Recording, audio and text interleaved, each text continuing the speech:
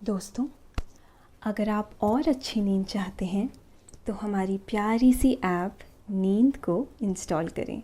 इस ऐप पर आपको एक्सक्लूसिव स्लीप स्टोरीज़ मिलेंगी और आप बिना यूट्यूब प्रीमियम के भी इन स्टोरीज़ को बैकग्राउंड में सुन सकेंगे। इंस्टॉल करने के लिए आप हमारी वेबसाइट neend.app पर ज़रूर आइए और अच्छी कहानियाँ, स्लीप म्यूज़िक, कुछ टिप्स सुनने के लिए इस चैनल को सब्सक्राइब कीजिए। नमस्कार, मैं हूँ शांभवी और आज हम आपको सुनाते हैं पौराणिक कथाओं से प्रेरित स्लीप स्टोरी, इंद्रदेव का भय। देवराज इंद्र का स्वभाव आशंका से भरा हुआ रहता था। उन्हें हमेशा यह भय रहता था कि कोई ऋषि मुनि घोर तपस्या करके कहीं उनसे उनका सिंहासन न मांग ले। उनमें थोड़ा अहंकार भी आ गया था। हालांकि उन्हें अक्सर भगवान शंकर और ब्रह्मा जी समझाते भी रहते थे, लेकिन उनका स्वभाव ना बदल सका। एक बार ऐसा हुआ कि देवर्षि नारद जी भ्रमण करते हुए इंद्रपुरी जा पहुंचे। वहां नारद जी और देवराज में बातचीत होने लगी।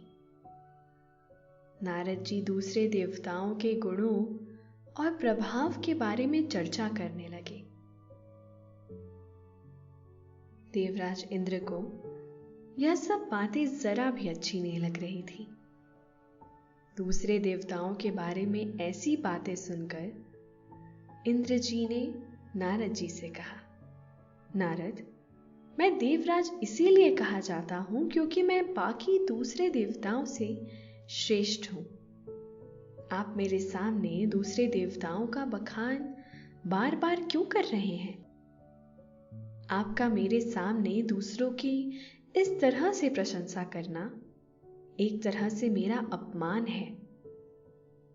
अब नारद जी तो नारद जी ही ठहरे। अपनी बात साफ साफ कहने लगे, भले किसी को बुरी लगे या अच्छी। देवराज इंद्र की बात सुनकर वह हौले से मुस्कुराए और कहने लगे, आपको मेरी बातों को अपना अपमान नहीं समझना चाहिए। सम्मान उसी को मिलता है जो दूसरों का सम्मान करता है। अगर आप भी सम्मान चाहते हैं तो दूसरों की प्रशंसा से विचलित ना होइए। नारद जी की यह बात देवराज इंद्र को जरा भी अच्छी नहीं लगी। उन्होंने कहा, मैं देवराज हूं तो मेरा सम्मान तो सभी देवताओं को ही करना होगा। आखिर राजा सर्वोपरि होता है। नारद जी ने इंद्र जी की यह बात सुनी तो उन्होंने तुरंत ही कहा, आप दूसरे देवताओं को अपनी प्रजा समझने की भूल ना करें देवराज। वह आपकी प्रजा नहीं बल्कि आपके संगी साथ ही हैं। आप उनके साथ वैसा ही सलूक कीजिए जैसा एक मित्र के साथ किया जाता है। यह व्यवहार आपकी सोच और बातचीत से भी झलकना चाहिए। आपको अहंकार भरी बात कदापि नहीं करनी चाहिए। फिर इसके बाद क्या हुआ यह हम आपको आगे सुनाएंगे, लेकिन पहले आप अपने आसपास की सारी लाइट्स ऑफ करके आराम से लेट जाएं। अपनी आंखें धीरे से बंद कर लीजिए। अब थोड़ा सा अपने शरीर को आराम दीजिए। थोड़ा और आराम दीजिए। अपने शरीर को बिल्कुल ढीला छोड़ दीजिए। कोई टेंशन नहीं, कोई तनाव नहीं। अपने दिमाग में चल रहे सभी विचारों को, चिंताओं को त्याग दे। एक शांति सी महसूस करें। सारी नेगेटिव, सारी पॉजिटिव विचारों को धीरे धीरे निकाल दे। हाथों को सीधा करें और अपनी कमर के साइड में रख लीजिए। अपनी सांस पर ध्यान लगाएं। इसको धीमे या तेज नहीं करना है।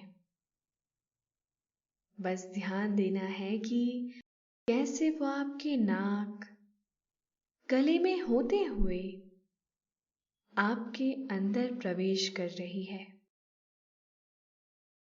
और कैसे वो आपके गले और नाक के माध्यम से वापस निकल रही है। मन शांत, एकदम शांत होता जा रहा है। आप बहुत अच्छा महसूस कर रहे हैं। खुद को काफी हल्का फील कर रहे हैं। हर तरफ शांति ही शांति है, सुकून है, खामोशी है। नारद जी ने इंद्र को अहंकार से भरा देखकर उन्हें समझाने का प्रयास किया, लेकिन इंद्र जी तो जैसे नारद जी की बात सुनने समझने को एकदम ही तैयार नहीं थे। उन्होंने अभिमान भरे स्वर में कहा, इसमें अहंकार वाली बात कहां से आ गई भला? मेरा प्रभाव दूसरों से ज्यादा है। मेरी आज्ञा से ही वर्षा होती है। मेरे बिना अनुमति के एक बूंद भी पानी नहीं बरस सकता। अगर वर्षा नहीं होगी तो धरती पर एक बूंद पानी नहीं बरसेगा। इस तरह से पूरी धरती पर अकाल पड़ जाएगा।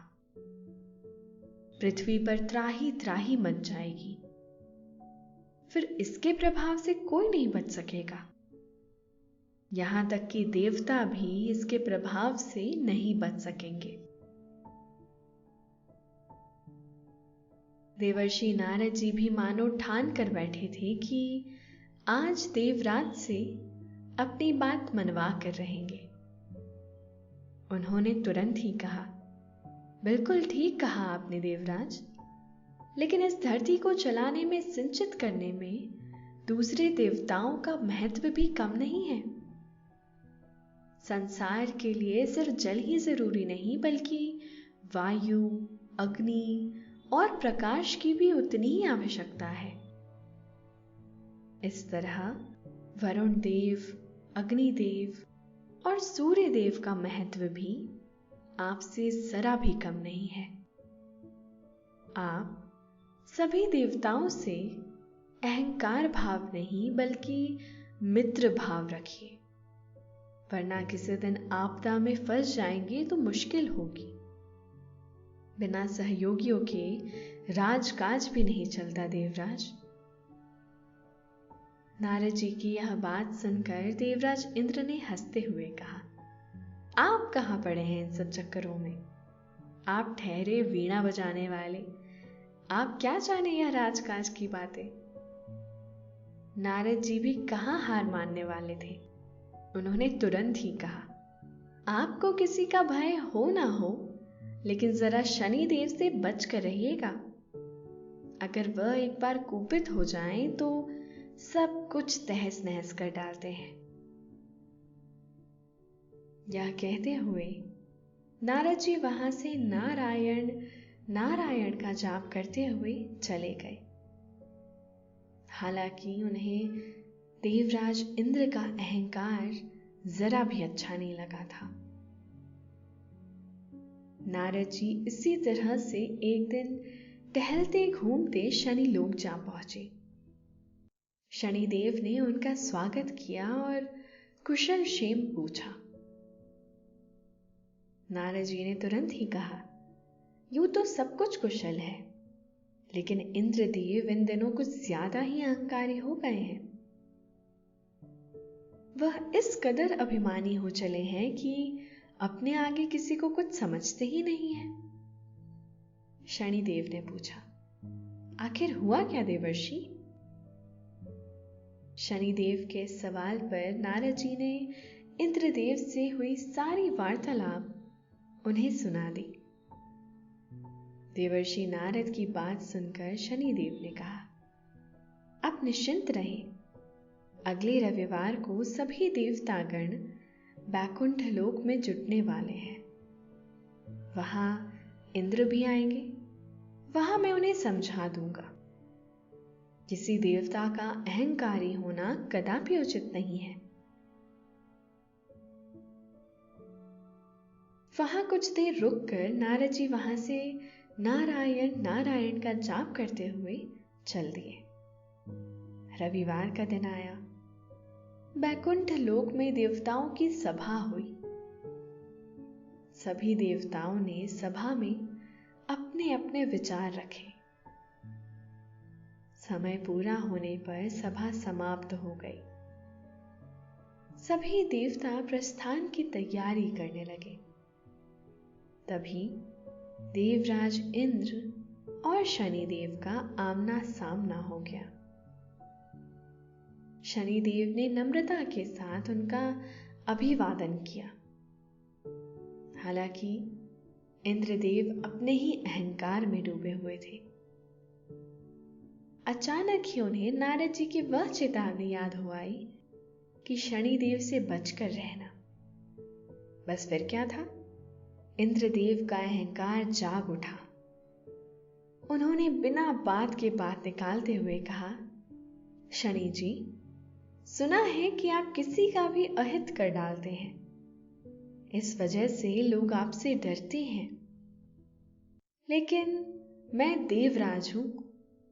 मैं आपसे कदापि नहीं डरता। आप मेरा कुछ भी नहीं बिगाड़ सकते। शनिदेव ने इंद्रदेव के मुंह से इस तरह का वचन सुना तो थोड़ा बुरा तो जरूर लगा, लेकिन अपने चेहरे पर कोई भाव लाए बिना कहने लगे, मैंने तो आपसे ऐसी कोई बात नहीं कही देवराज। आप इस तरह के वचन क्यों बोल रहे हैं? लेकिन फिर भी अगर आपको इतना ही अभिमान है तो यह समय को तय करने दे कि कौन क्या कुछ कर सकता है। देवराज तो जैसे लड़ने के लिए ही निकले थे। कहने लगे, समय पर क्या, जो कुछ करना है या कहना है अभी करके दिखाइए। मैं आपका सामर्थ्य देखना चाहता हूं। उनकी बात सुनकर शनिदेव ने कहा, आप बहुत अहंकारी हैं देवराज। शनिदेव की बात सुनकर इंद्रदेव ने कहा, जो आपसे डरता होगा आप उससे इस वाणी में बात कीजिए। मैं आपसे नहीं डरता हूं। इंद्र की यह बात सुनकर शनिदेव ने गंभीर मुद्रा में कहा, देवराज, मैं आपसे विवाद नहीं बढ़ाना चाहता हूं, लेकिन आप बेबात के ही मुझसे उलझ रहे हैं। मैं आपको एक वचन देता हूं। कल आपको मेरा भय सताएगा। कल आप मुझसे बचने का उपाय कीजिएगा और आपका खाना पीना तक छूट जाएगा। यह कहने के साथ ही शनिदेव एक तरफ चल दिए। शनिदेव के जाते जाते इंद्रदेव ने उपहास भरे स्वर में कहा, मैं भी देखता हूं कि क्या कितना सच है। इसके बाद देवराज इंद्र लोक की तरफ चल दिए। भोजन आदि से निर्वृत्त होकर इंद्रदेव सो गए। सोने के कुछ देर बाद ही उन्होंने स्वप्न देखा कि एक काला दैत्य उन्हें निगलने के लिए आ रहा है। जब वह सुबह उठे तो सोच में पड़ गए कि इस स्वप्न का भला क्या अर्थ हो सकता है।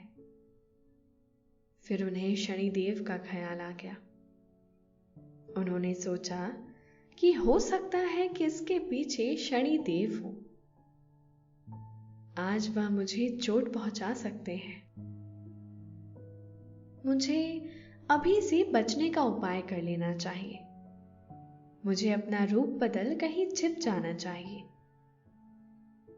मन में यह विचार आते ही उन्होंने भिखारी का रूप धरा और जंगल की राह पकड़ी।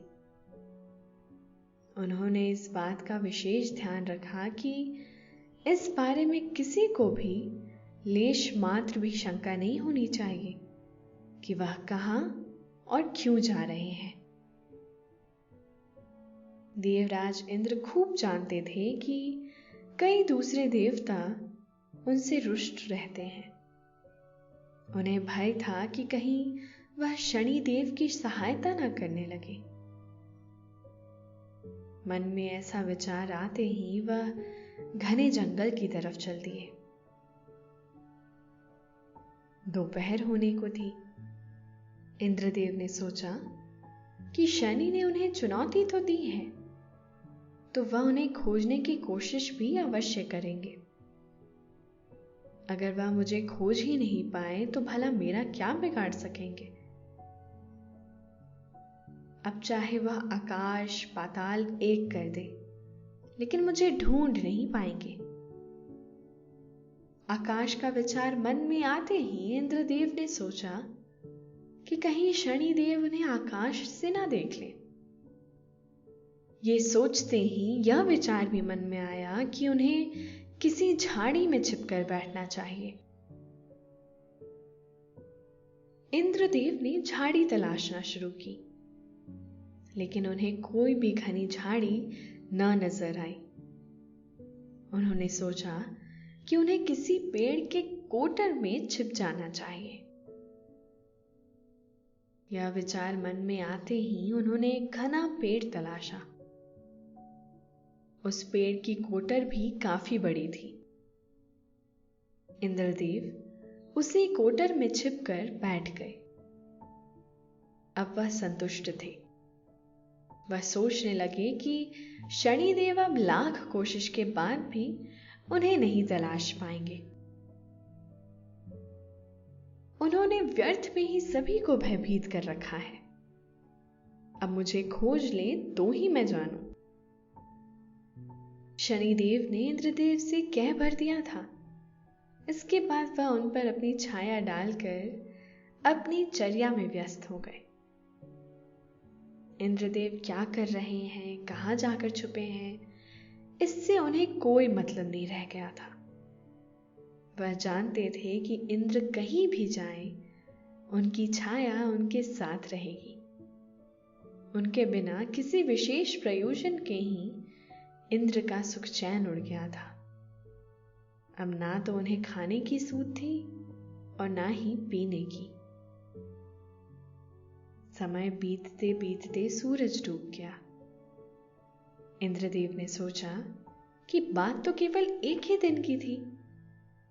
अब उन्हें चिंता करने की कोई आवश्यकता नहीं है। शनिदेव ही क्या, हवा भी मेरी सुगंध नहीं पा सकी। अब मुझे किसी बात की चिंता नहीं है। मैंने शनिदेव को परास्त कर दिया।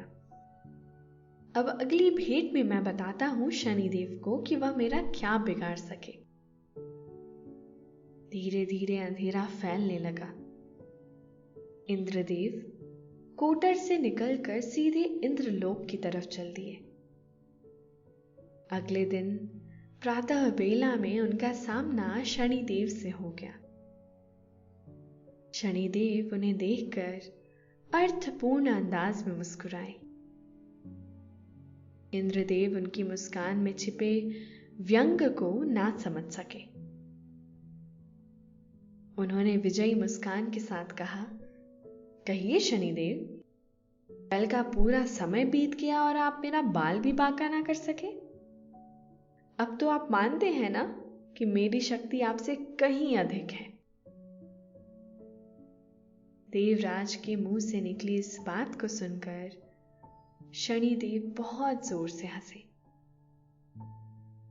शनिदेव को हंसते देखकर इंद्रदेव ने कहा, आपके इस तरह से हंसने का आशय क्या है? आपने मुझे चुनौती दी थी ना, क्या कर पाए आप मेरा? आपकी जगह कोई दूसरा होता तो अपनी पराजय पर इस तरह से हंसता नहीं, बल्कि लज्जित होता। मुझे पकड़ने की बात तो जाने ही दीजिए, आप मुझे छू भी ना पाए।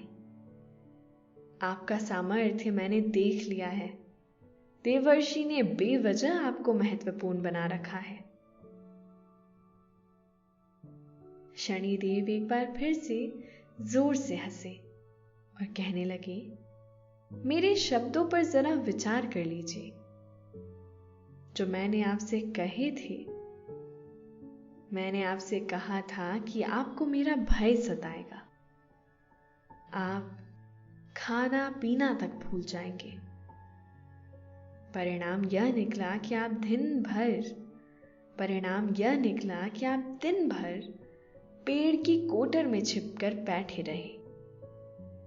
आपने भयवश बाहर तक नहीं झांका। दिन भर आपको खाने पीने की सूध ना रही। यह तो सिर्फ मेरी छाया भर का प्रभाव था, जिसे मैंने आप पर परसों हुई भेंट के दौरान डाल दिया था। शनिदेव की बात सुनकर इंद्रदेव का सिर नीचे झुक गया। उन्होंने हाथ जोड़ते हुए कहा, मेरा अहंकार दूर हो गया है शनिदेव। आप सचमुच मुझसे अधिक सामर्थ्यवान हैं। मुझे मेरी धृष्टता के लिए क्षमा करें। शनिदेव ने देवराज इंद्र को गले से लगाते हुए कहा, हर कोई अपनी अपनी जगह महत्वपूर्ण है। हमें अपने महत्व पर अहंकार नहीं करना चाहिए।